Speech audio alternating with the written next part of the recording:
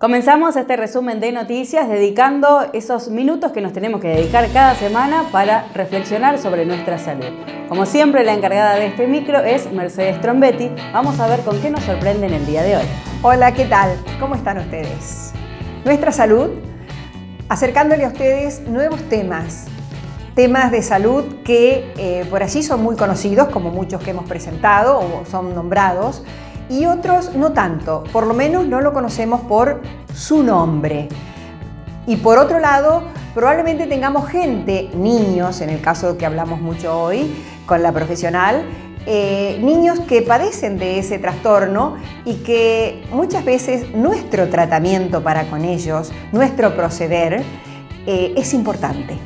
Por eso es importante que conozcamos más. Hoy estuvimos entrevistando a la psicóloga Elina Ariosti, quien nos explayó un tema que es muy visto o se ve mucho entre los niños y nosotros no sabemos nada. Por eso nos interesó conocer todo lo que ella pudo proporcionarles. La intención es sobre un tema, es el trastorno por déficit de atención con hiperactividad, que realmente se habla mucho, pero me parece que conocemos poco. ¿Qué es un niño, por ejemplo, con un trastorno por déficit de atención con hiperactividad? Bueno, en realidad, buenas tardes. Les comento un poquito más que nada lo que es el trastorno en sí. Hay un diagnóstico que es sumamente necesario, sobre todo en los niños, que se realiza antes de los 12 años. Es sumamente necesario hacerlo en una edad temprana. Después hay adolescentes que también padecen del trastorno y también hay adultos. Pero es un trastorno del neurodesarrollo, que va asociado a ciertos criterios clínicos que hacen a este trastorno. En niños se da más frecuentemente, sobre todo en la edad escolar, y bueno, un buen diagnóstico clínico hace que podamos determinar el tratamiento que va a seguir ese chico. ¿Cuál es la causa? ¿O el niño ya lo trae de nacimiento? ¿En qué momento comienza dicho trastorno? No, el trastorno es producto de una variación del crecimiento y del desarrollo, se da en el cerebro. Hay una cuestión dentro de lo que es está afectado el lóbulo frontal y bueno, hay ciertas causas que por ahí no está bien establecido, pero ahí puede ser genético, puede ser producto de situaciones traumáticas dentro de lo que fue el embarazo, digamos, prenatal, perinatal o postnatal. También hay algunos estudios que dan cuenta de que también la alimentación y el estilo de vida o la calidad de vida que ha llevado la mamá durante el embarazo también puede ser factible, pero no hay una causa, digamos, asociada directamente a una consecuencia del trastorno. Lo que sí es necesario tener un buen criterio clínico de lo que tiene que ver con el niño, sobre todo para el tratamiento a seguir. ¿Cuáles son los pasos a seguir?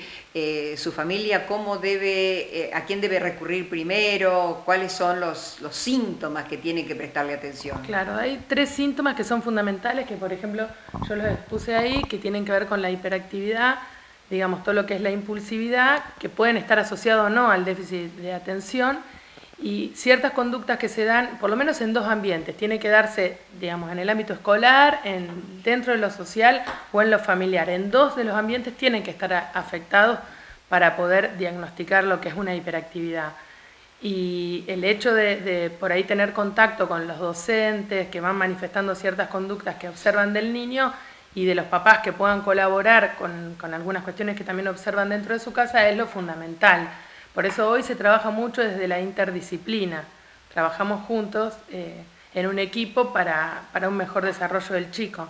Que hoy hay un avance dentro de lo que es mi posición como psicóloga cognitiva comportamental, es muchísima predisposición del niño. Yo trabajo muchísimo con el niño tratando de que ellos conozcan qué es lo que le está pasando, porque ellos mismos se preguntan qué me pasa que no puedo estar igual que los demás. O sea, hay una falla en el control de sus impulsos en algunos casos, en otros hay una desatención, que son niños que parecen que están como en la luna dentro, en el aula, pero no hay ninguna cuestión cognitiva alterada. Sí es la desatención, que es bastante grande, y en el tema de la impulsividad no pueden controlar esos impulsos y hacen que ellos mismos se sientan dejados de lado. Por eso la contención en estos casos es fundamental. digamos. Tiene que haber también un criterio médico, porque hay casos que necesitan una medicación y hay otros casos que no la necesitan, digamos, solamente con la psicoterapia puede andar bien el tratamiento, pero hay casos que sí realmente lo necesitan por el tema de la impulsividad. Puede llegar a confundirse con hay chicos ansiosos, por ejemplo, con la ansiedad o con la depresión. En realidad este trastorno tiene ciertas pautas que guiados se diagnostica a través del manual que tiene que ver con criterios diagnósticos, se llama DSM-4, que dentro de ese manual uno hace una clasificación y tiene que haber 6 o más síntomas, en algunos casos menos, pero nosotros clasificamos de acuerdo a un manual. Después, el 70% de los casos está asociado a otro trastorno. Hay una comorbilidad que tiene que ver con la asociación a otro diagnóstico. Por ejemplo, lo más común o lo más frecuente es un trastorno negativista desafiante en el niño, o algún trastorno del lenguaje, o algo que afecta el neurodesarrollo, y en la edad escolar que está atravesando, generalmente se da algún otro trastorno. Pero bueno, eso después depende del terapeuta que está trabajando dónde va a hacer más hincapié, pero la hiperactividad generalmente va asociada a alguna otra cuestión. ¿Puede darse con mayor intensidad, te quiero decir, el trastorno mayor o menor intensidad, o más o menos está dentro? Sí, depende de la situación familiar, depende del contexto, depende de la situación que vive el niño, pero generalmente lo que se asocia puntualmente, vos me preguntás la hiperactividad y por mi experiencia te digo que son síntomas bastante comunes, chicos que deambulan constantemente, que les cuesta permanecer sentados, que no pueden finalizar una tarea, que también en el tema de la atención no tiene que ver asociado directamente con la inteligencia, sino en el momento situacional en el que viven, no pueden estar conectados, y la impulsividad lo mismo, hay una falla en el control de sus impulsos y eso hace que sea un combo, por eso es necesario hacer un buen diagnóstico. No es fácil tenerlo, por ejemplo, en una clase. ¿Qué pasa con las escuelas? ¿Se ayornan a la atención de esos chicos o necesitan otro apoyo? No, justamente es excelente la pregunta porque no es fácil, es difícil de integrar a un chico con hiperactividad, pero en realidad en mi experiencia, hay muy buena predisposición de las docentes con la situación del niño que vive una situación de este tipo. Hay muy buena predisposición y también en general hay un desconocimiento de lo que es la hiperactividad. Entonces por ahí depende del docente, depende de la institución, cuánto se compromete o no con este niño que está viviendo esta situación. Justamente como no hay alteradas ciertas cuestiones cognitivas, es difícil porque parece que uno les habla, les explica y ellos miran con una cara como diciendo, ya sé que eso no hay que hacerlo, pero de golpe lo hacen igual. Entonces cuando uno trabaja con el equipo terapéutico, generalmente trabajamos con los padres, con los docentes, mostrándole, en mi caso particular, yo voy a las escuelas, charlo con la docente, con la directora, tratamos de ver qué es lo mejor para ese chico. En mi caso la predisposición es muy, muy buena de la institución y de los docentes porque intentan ver de qué manera pueden ajustar ciertas cuestiones para que el chico se sienta cómodo. Es difícil, pero se puede. Y últimamente yo soy muy positiva. Veo un avance enorme en la predisposición de los docentes para con el chico. La verdad que hay muy buena predisposición. Inclusive me pasa en algunos casos que también es necesario hablar con los compañeritos, con los papás de los chicos que viven este trastorno, porque ahí es un poco más complejo, ahí es más difícil en todo lo que tenga que ver con los demás, digamos, porque también en esto que vos me preguntás hay un desconocimiento, entonces también está bueno que ellos sepan de qué se trata o qué es lo que el chico está viviendo, como para que también puedan hablarle a sus hijos y darles como una noción de qué es lo que está viviendo su compañerito. Claro. Un poco apunta también esta entrevista y llevarla a la población, porque lo que yo te decía, se nota un desconocimiento y es como que es un paciente que necesita que el entorno le colabore y sepa. Y es fundamental. Eso que las preguntas que vos me haces son fundamentales dentro de lo que es la comunidad, porque justamente en estos casos de la hiperactividad son los chicos más fáciles de dejar de lado. Hay una cuestión, yo observo, de la integración. O no le invitan a jugar, o va quedando de alguna u otra manera, o él mismo va llevando a estas situaciones. Por eso digo que hay una combinación de ambas partes. Entonces por ahí el hecho de que pueda ser integrado y sobre todo se pueda reforzar lo poquito que él hace dentro de un contexto social, dentro, en este caso, de la institución escolar o dentro de su casa, en cada ámbito que él esté reforzando lo positivo, es fundamental, porque ellos están acostumbrados a que siempre se marque lo negativo, digamos, siempre se marque lo peor, que es lo que salta a la vista.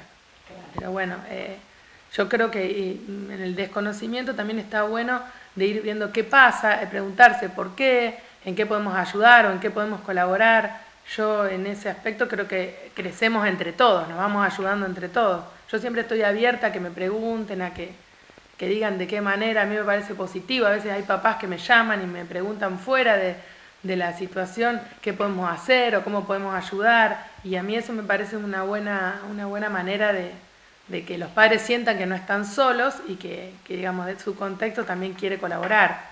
Lejos de la intromisión, tiene que ver más que nada con el apoyo. Elina, y van pasando los años, entra en la adolescencia. Sí. ¿Cómo se desempeña todo esto? Yo hoy veo cada vez chicos más chiquititos que se diagnostica hiperactividad. Por supuesto que hay casos que están bien diagnosticados y otros que se apresura un poco tienen conductas que son típicas de la hiperactividad, pero todavía no cumplen los criterios para ponerlo dentro de un trastorno. En la adolescencia es diferente, porque un chico que no fue bien diagnosticado de niño probablemente llega a la adolescencia con otras características de lo que es la patología. Pero se trabaja diferente con el adolescente, porque ya se hace cargo de lo que le sucede, ya puede entender que esto lo alejó a lo mejor de una parte social, quiere tener una manera diferente de encarar la vida, lo que sí lo ha retrasado muchísimo en su calidad de vida. Entonces por ahí vienen solos, ya no necesitan de los padres, llegan solos, son los que llegan solos a terapia. Podemos hablar de chicos, creo que más o menos lo diste a entender vos, con simple hiperactividad sin llegar a ser un trastorno. Sí, si no se cumplen ciertos criterios y solamente queda lo que es la hiperactividad, sí, pero generalmente es lo que menos ocurre. Donde hay una hiperactividad son 4 o 5 síntomas que son muy frecuentes y ya entran dentro de un criterio. Pero sí lo que se puede, lo que se observa sin llegar a ser un trastorno son conductas. Y entonces ahí ya entramos a observar que tienen que ver con que fallan algunos sistemas ejecutivos de lo que es el control. Y a lo mejor ahí ya no llega a ser una hiperactividad. Y que sí tienen que ver más con un contexto ambiental, de cómo vive ese chico, de consecuencias que van más a nivel desde lo que vive en su casa, o reacciones del contexto, o al producto de una baja autoestima, o de situaciones que tienen que ver directamente con la ansiedad en sí misma, que ya ahí estaríamos hablando de otra cuestión. Pero lejos de etiquetar, que es algo que a mí no me gusta hacer, dentro de la hiperactividad, ya poder identificar una conducta que es inapropiada de acuerdo al desarrollo y a la edad del niño es fundamental. Ya poder trabajar, a veces no hago un diagnóstico de hiperactividad, pero sí hay cuestiones que tienen que ver con la conducta del chico que está alterada frente a ciertas situaciones o que no son normales para la edad, vamos a decirlo de alguna manera, que cronológicamente no cumplen con ciertos criterios. Ya el hecho de hacer una consulta con un profesional o de hacer una consulta con su pediatra y ya empezar a poner el foco de atención en ese chico es fundamental. Yo tengo algunos pacientes que no están diagnosticados con hiperactividad, pero tienen muchísimas características que se acercan a lo que es el diagnóstico, pero en edades muy tempranas, 4, 5 años, 3, 4 y 5 años ya se pueden vislumbrar esas conductas. Y trabajándolas de pequeños, el cerebro del niño es muy flexible. entonces no llega a ser algo traumático. Ellos empiezan a tener una asimilación de sus conductas dentro de un lugar terapéutico donde se sienten cómodos y aprenden a controlarse ellos mismos, que es fantástico trabajar con niños porque ellos empiezan a hacerse cargo de lo que les pasa. Más chiquitos son, es mucho menos traumático. Entonces ellos lo viven con mucha naturalidad. Creo que somos nosotros los adultos que a veces nos cuesta enfrentar el diagnóstico en sí. Por eso yo, lejos de etiquetar, en realidad es saber qué tengo enfrente para poder ayudarlo. Digamos, el diagnóstico en psicología sirve simplemente para después, cuando uno hace un informe, cuando se acerca a la escuela o deriva a un neurólogo o a algún otro profesional, sepamos todo de qué estamos hablando. En realidad es para eso, para saber de qué estamos hablando. Lejos de etiquetar, generalmente tiene que ver con brindarle al contexto ciertas herramientas que ayuden al desarrollo de ese niño. Hablamos de tratamiento psicológico y ¿puede entrar la parte de tratamiento con medicamentos? ¿Pueden ser necesarios? Sí, en algunos de los casos es necesario la medicación, pero simplemente en algunos casos donde la conducta del chico es difícil de controlar y eso queda a criterio del neurólogo que vaya viendo cuál es la evolución del niño. Siempre se prueba con otras herramientas, generalmente la terapia, el tipo de terapia a la cual yo me dedico, trabajamos mucho todo lo que es la parte cognitiva y la conducta del niño.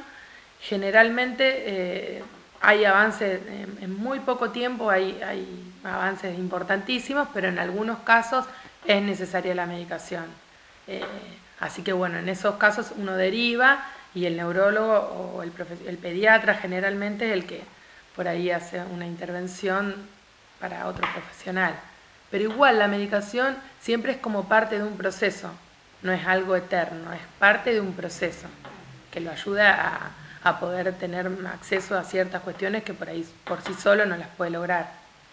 En la medida que el chico es mayor, cuando vamos a la adolescencia, que hablamos hace un ratito, él, en otra parte vos explicabas que lo que se detecta a lo mejor es que no logra el rendimiento de sus compañeros por su problema. En la medida que se van haciendo más grandes, ¿eso les complica un poco darse cuenta que no pueden llegar diríamos, a los logros de otros? ¿Hay que trabajarles Hay que trabajar, sí, la verdad que sí. Por eso yo siempre hago mucho hincapié en la atención de los padres en cuanto a la prevención. A veces prevenir es más fácil que curar. Generalmente hay una falla en lo que tenga que ver con la autoestima, hay niveles de confianza muy bajos, seguridad. Entonces por ahí, si uno entra a compararse con el otro y viene padeciendo ciertas cuestiones a nivel anímico, se empieza a confundir lo que tiene que ver con la hiperactividad con algunas cuestiones que ya van por tiene que ver con otro orden.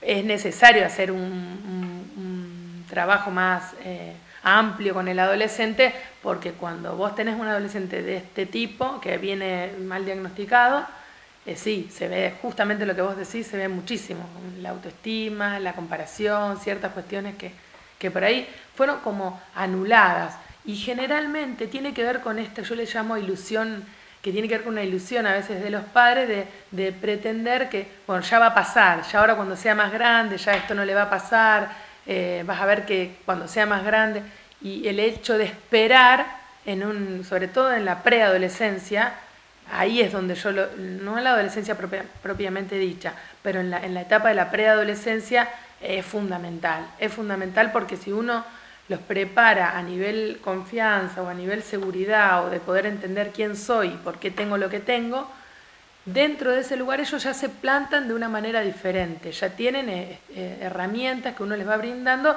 y pueden enfrentar a lo que es el entorno desde otro lugar, sin que les cause dolor o angustia. Es diferente. ¿Y les puede causar agresividad también el sentirse diferente? Sí, totalmente. Sí, es una de las conductas más frecuentes. La agresión porque al no tener herramientas internas que tienen que ver con esto de saber cómo manejar esto que me pasa, reaccionan. No pueden transformar. Yo siempre explico que que el hecho de que lo que tomo del otro tiene que ver con la interpretación que yo hago de lo que creo de acuerdo a mi estructura. Entonces, si yo no tengo un bagaje o no tengo una estructura que implique poder defenderme de ese contexto, voy a atacar, voy a hacer lo mismo que hace el otro conmigo. Pero es como un mecanismo de defensa, simplemente es eso. Cuando uno empieza a ver en el adolescente qué pasa, o cuál es su historia, o cómo construyó esa mirada de todo lo que tenga que ver con el socioambiente, ahí empezás a ver que, claro, han fallado cierta estructura y bueno, es lo que puede. Yo siempre digo, hace lo que puede. Cuando uno le empieza a mostrar, mira, tenés, yo siempre digo, uno o más pensamientos alternativos. ¿Por qué solo pensás eso? ¿Por qué no pudo haber sido por esto? Y ya cuando uno les abre un abanico de posibilidades, la hiperactividad funciona de otra manera, la impulsividad funciona de otra manera. Prueban, van viendo, esto sí, esto no, me salió bien, me salió mal. Es muy lindo trabajar con niños y adolescentes, porque yo lo digo con alegría, porque cuando uno ve que llegan con un nivel de angustia muy amplio de cómo se sienten, y cuando ellos son protagonistas de lo que me está pasando, en lugar de verlo como una dificultad, e intentan superarse todo el tiempo, uno ve esa sonrisa que a mí me alegra el corazón, ya que me cuenten o que me manden un mensajito y que vayan viendo que ellos se están haciendo cargo de lo que les pasa y buscan herramientas que son mucho más positivas, mucho más solubles. Bueno, es lindo ver esa evolución. Elina, ¿se da en ambos sexos más o menos de la misma manera? Sí, se da en ambos sexos. Hay un poco más de frecuencia en los varones, pero se da en ambos sexos. Hoy es más o menos igual, no hay una diferencia. Y en la agresividad por allí es más fácil en el sexo. Sí, por eso se da más en los varones, o sea, hay científicamente sí, un poco más varones que nenas, pero créeme que últimamente es compartido, ya no es como años atrás que por ahí veíamos solamente el varón, que hoy la nena tiene un comportamiento por ahí más liberal, digo yo, si tiene que responder, va a responder, así que en eso también hay una variación. Cuando hablas de un caso a dedicarse a full y que es necesario, sí. Vos hablaste de varios profesionales. ¿Qué profesionales integran ese grupo?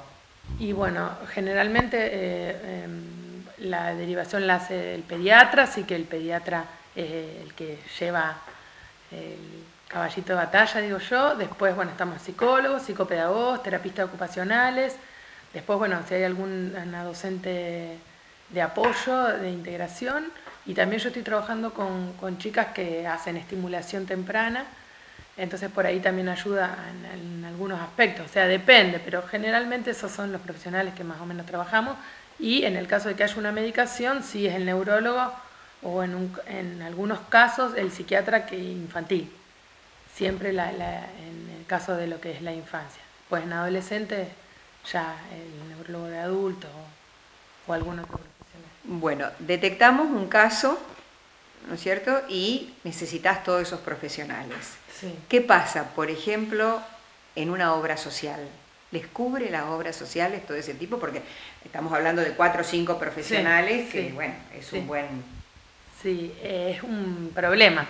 Generalmente lo que tenga que ver conmigo en las obras sociales, en psicología, hay una aceptación porque está dentro de lo que es un manual, dentro de un criterio clínico, y ya tener un diagnóstico, la obra social lo tiene que cumplir, sobre todo que tiene que ver con el niño, o sea que también hay un derecho que uno lo puede ir luchando, lo puede ir peleando. En otros casos no, depende de la obra social. Pero generalmente si hay una carpeta médica que avala todo esto, tenés como herramientas o argumentos para poder pelearlo. Y generalmente todo es burocrático, así que hay que lucharlo. No es tan sencillo, debería ser mucho más sencillo, mucho menos burocrático, pero bueno, hay que armar una buena carpeta médica para presentarlo a la obra social y que pueda cubrir, digamos, todos los profesionales. No es sencillo, pero tampoco es imposible. Sí. Hay trastornos, bueno, este tipo de trastornos que continúa hasta al adulto, o sea, sí. Hay adultos, obvio, ya se hacen cargo y se dan cuenta de un montón de cosas, pero hay adultos, ¿no? Sí, totalmente, hay. Esto es un trastorno que se da yo lo puse ahí en el cuadro porque se da mucho en situaciones que por ahí, con esto de que no hay un diagnóstico temprano, va avanzando y depende de ciertas situaciones de la vida donde hace ruido el diagnóstico. Si bien son los menos, vuelvo a repetir, en la adultez, pero hay muchos trastornos hoy por hoy en adultos de déficit atencionales. Se da mucho en lo laboral, cuando uno hace alguna cuestión que tenga que ver con test para entrar a un trabajo. O la verdad que yo tengo un colega que me comenta siempre eso, de que una de las situaciones que más observa es todo lo que tenga que ver con el trastorno por déficit atencional en lo laboral. O sea, que nota esto de que hay un compromiso enorme a nivel cognitivo, pero que esta parte salta. Cuando uno toma ciertos test o ciertas herramientas para hacer una preselección, salta la hiperactividad. Hablamos de la hiperactividad que le aparece en ese momento por no haberse tratado, o puede darse también de que alguien necesite que el tratamiento se siga hasta la adultez. No, eso es invariable, o sea, uno no puede hacer siempre es el hoy, el momento, uno hace un diagnóstico de momento. De acá a algunos años el chico puede estar ya haber superado esta etapa y no tener ninguna secuela, eso es garantizado. O hay chicos que se extienden un poco más, y en esto de la adultez, la atención en sí misma que va asociado a algún otro trastorno, eso, por ejemplo, el que vos nombrabas antes, la ansiedad, que se llama trastorno de ansiedad generalizado, también dentro de lo que es la ansiedad, llevada a un nivel de desproporción total, genera esto de, por ejemplo, esas ausencias dentro sobre todo en situaciones que uno generan demasiado estrés, necesita bastante compromiso de estar mucho tiempo a lo mejor conectado con una actividad, y ahí es donde se ven estas secuelas de la hiperactividad, del déficit atencional. Digamos, trabajo que da un rendimiento de 8 horas estando en una oficina, se notan muchas de estas cuestiones, pero bueno, asociado a alguna ansiedad no resuelta o alguna cuestión que viene arrastrando de mucho tiempo. Algunos tienen que ver con el trastorno de déficit atencional y otros tienen que ver con la ansiedad, que puede o no llegar a ser un trastorno, la ansiedad.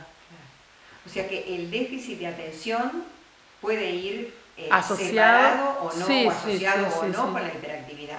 Sí, exacto. En realidad, la hiperactividad está siempre, lo que puede ir asociado o no, tiene que ver con la impulsividad, con la desatención. O sea, cada caso es analizado puntualmente. Hay casos que sí y hay casos que no. La hiperactividad está, si se asocia o no a la impulsividad o se asocia más directamente a la desatención. Eso es lo que uno va a evaluar. Digamos, este es el criterio clínico. Uno responde al manual y después vamos viendo, digamos, si se asocia más a una cosa o se asocia más a otra, o dentro de esto, qué herramientas conviene más utilizar en psicología, por ejemplo. Hablamos también, o se siente hablar mucho sobre el famoso TOC, trastorno obsesivo compulsivo. Acá ya pasamos a otro plan. ¿Se da más en los chicos? Se suele dar en los chicos porque nosotros lo escuchamos hablar en los mayores, pero ¿en los chicos se suele dar? Sí, también, o sea, esto ya tiene que ver con otro plano, no, el trastorno obsesivo compulsivo va asociado hay otros factores, otras causas, hay estudios que pueden, digamos, comprobar lo que es un TOC. Sí se da en niños, sin llegar a ser un trastorno, sí hay muchas conductas obsesivas, también se observan ciertas cuestiones que tienen que ver con lo repetitivo, pero se presta mucho a la confusión, porque hay síntomas que son asociados en el niño dentro de lo que es la compulsión a la repetición del trastorno obsesivo compulsivo. Entonces, bueno, como van por dos caminos totalmente diferentes, es lo que yo te decía antes. Hay que ver si dentro de una hiperactividad también está esta comorbilidad que tiene que ver con este trastorno asociado. Puede haber casos que están asociados, pero no necesariamente. En adultos se da de una manera más frecuente, pero generalmente lo han arrastrado toda la vida. El trastorno puede despertar en diferentes momentos, pero es un trastorno que se observa bastante y es mucho más complejo el tratamiento del TOC. Sí, es muchísimo más complejo y sí es necesaria en casos donde está diagnosticado, porque uno puede tener conductas obsesivas sin llegar a ser un trastorno, pero son los menos, porque generalmente hay rituales y hay toda una cuestión que es un poquitito más compleja, es un capítulo aparte, eso tendríamos que estar muchísimo tiempo desarrollándolo. Sí. Dejamos para otra. Sí, para otra. Elina, bueno, yo no tengo más preguntas. No sé si vos querés agregar algo más a través de tu experiencia, de lo que tus pacientes, de lo que hayas vivido, del trastorno por déficit de atención. No, simplemente generar esto, conciencia de qué es lo que está sucediendo con la hiperactividad, de reforzar un poco el hecho de que hay un montón de situaciones que el niño vive y que es necesario que pueda sentir que está apoyado y contenido. Fundamental para el éxito del tratamiento del niño es que todos entendamos de qué estamos hablando, y también en la hiperactividad no es que el chico no puede, sino que hay algo que falla en su sistema de autocontrol, que yo siempre digo que ellos saben que eso no está bien, pero que hay algo en su cabecita que no los deja actuar de la manera que ellos quisieran actuar. A veces me dicen, yo quiero portarme bien, te lo juro, quiero portarme bien, pero bueno, evidentemente hay algo a nivel cerebral que tiene que ver con esto que yo explicaba, del lóbulo frontal, que falla en las emociones, digamos, todo lo que tenga que ver con el sistema ejecutivo, ahí está en su falla de control. Entonces por ahí es entender que lo que está viviendo y que lo podamos ayudar desde lo que él vive y lograr un desarrollo mucho más positivo dentro de lo que es la contención. Siempre apunto mucho a lo que es el entendimiento y el poder contener. Se nota muchísimo en todos los chicos que el avance es mucho más rápido.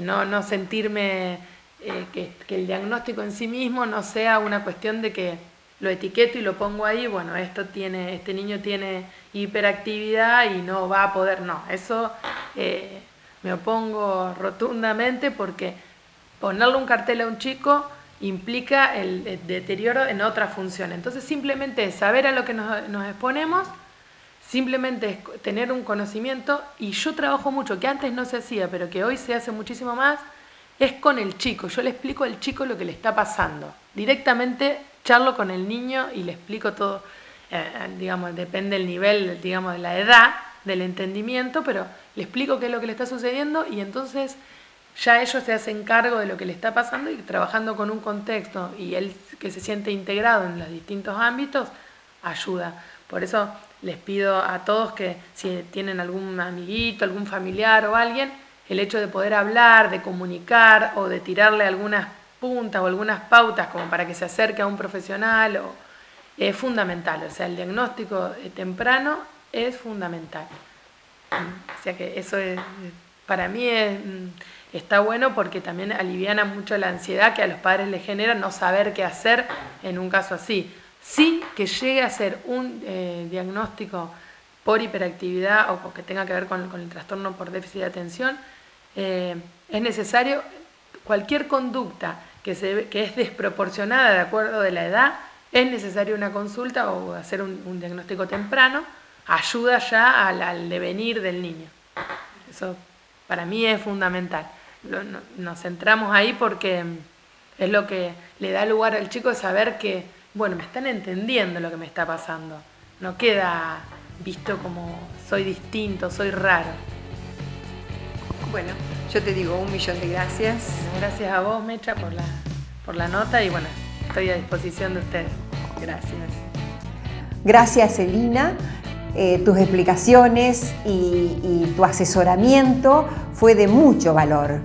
Creo que es una nota para que la veamos varias veces y escuchemos palabra a palabra lo que Elina nos ha explicado, lo que Elina se encargó de que el resto de la población, no solo los familiares de niños que padecen de estos trastornos, sino el entorno. Es muy importante el entorno. Vuelvan a escuchar la nota en varias oportunidades. Préstenle mucha atención, es muy importante. Bueno, y esto ha sido todo por hoy. Como siempre, me despido agradeciéndole a Sandra de CAS que me viste y obvio, a ustedes que los tengo allí cada semana. Hasta la próxima. Gracias, Mercedes, y bueno, la semana próxima vamos a ver también qué tenemos para conocer más acerca de nuestra salud. Ahora vamos a compartir con ustedes cuáles son las farmacias de turno en la región. En la localidad de Arequito está de turno Farmacia Bachman. En San José de la Esquina está de turno la Farmacia Palacesi y en la localidad de Arteaga está de turno la Farmacia Ferroni. Los invitamos a seguir en la pantalla de Canal 2 y Canal 43 para toda la región. Recuerde que a cada hora llegamos con este resumen de noticias de San José Videocable. Y si no, tiene la posibilidad también de poder observar cada uno de los bloques en el momento que usted pueda a través de nuestro canal de YouTube.